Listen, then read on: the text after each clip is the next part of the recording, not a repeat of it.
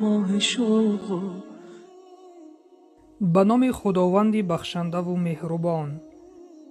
از ابو امامه خداوند از او راضی باد روایت است که پیامبر صلی الله علیه و سلم فرمودند: روزه سپر است از آتش دوزخ و پناهگاه از پناهگاه‌های مؤمن است.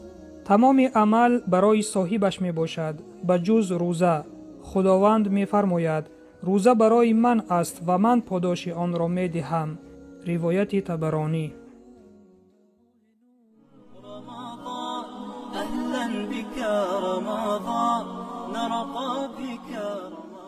علما در شرح این حدیث می گویند روزه چون پرده بین روزدار و دوزخ است و سبب نجات او می باشد.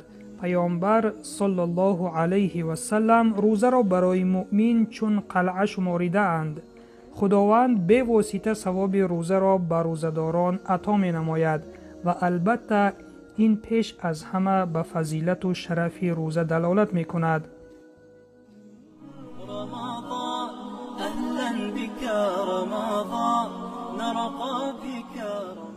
شنونده عزیز، از مضمون این حدیث به ما معلوم گشت که روزه یک سپر بین ما و بین آتش دوزخ می شود.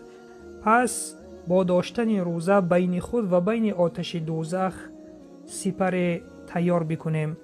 و این چنین پیامبر صلی الله علیه و سلم گفتند که روزه این یک مانند قلعه است که ما را حفظ و حمایت می کند. و این چنین در پایان حدیث خداوند می فرماید که روزه تنها برای من است و من پاداشش را می دهم.